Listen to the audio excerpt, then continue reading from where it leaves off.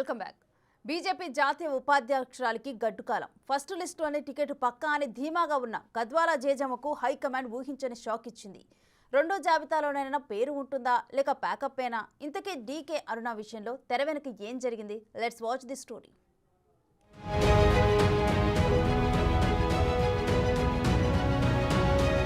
Palamuru MP సీటుపై Gadwal Jejamma గంపెడాస్యలు.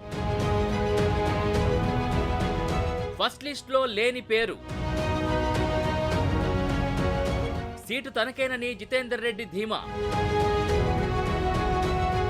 పేరుకేమో BJP జాతీయ ఉపాధ్యక్షురాలు. ఇంతకీ లోక్సభ ఎన్నికల్లో పోటీ చేస్తారా లేదా?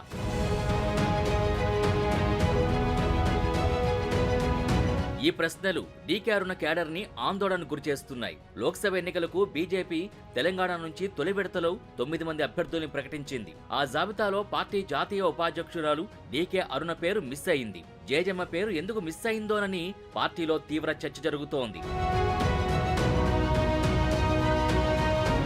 అనుకోకుండా జరిగిందా? అన్ని లెక్కలు వేసుకునే పేరు మిస్ చేశారా? ఫస్ట్ లిస్ట్లోనే ఇవ్వలేదంటే ఇంకేమిస్తారు?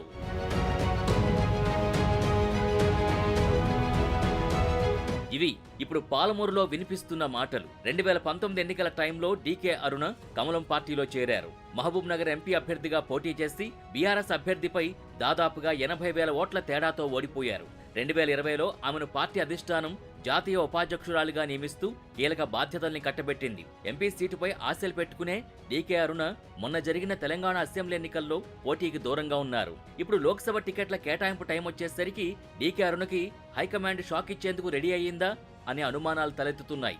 జాతీయ ఉపాధ్యక్షురాలుగా ఉన్న ఆమెకు తొలి విడతలో టికెట్ ఇవ్వకపోవడానికి కారణాలేంటి?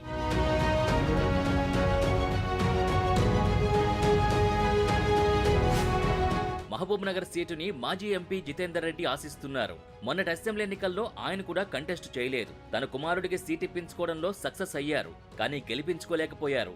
ఈసారి ఎలాగైనా ఎంపీ సీట్ దక్కించుకోవాలని జితేందర్ రెడ్డి పెద్ద ఎత్తున లాబియింగ్ చేస్తున్నారు. అందుకే మహబూబ్ నగర్ సీటు విషయంలో బీజేపీ అధినాయకత్వం ఎటూ తేల్చుకోలేక పెండింగ్ లో పెట్టిందనే ప్రచారం కూడా జోరుగా జరుగుతోంది.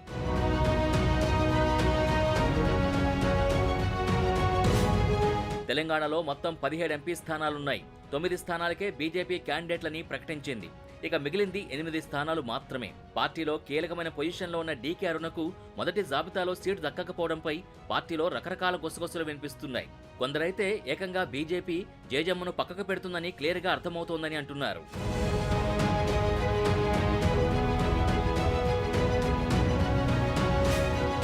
డీకే అరుణపై బీజేపీలో పాజిటివ్ టాక్ లేదని తెలుస్తోంది.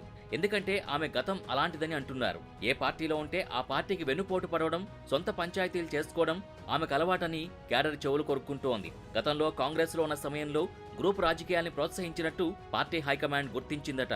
పోటీ చేసేందుకు సొంత పార్టీనే డబ్బులు డిమాండ్ చేసిన చరిత్ర ఆవిడదని చెప్పకనే చెబుతున్నారు.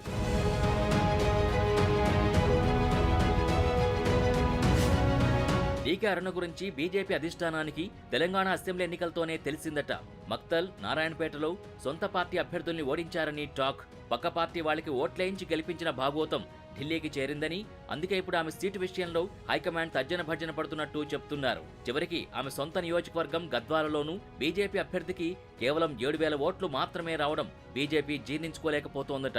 డీకే అరుణ కుటుంబం 4 దశాబ్దాలకు పైగా రాజకీయాల్లో ఉంది. గద్వాల నియోజకవర్గానికి ప్రాతినిధ్యం వహిస్తున్న ఆమె తమ సొంత ఓటు బ్యాంకును కూడా పక్క పార్టీలకు అమ్ముకున్నారనే విషయం పెద్దలకు అర్థమైపోయిందట.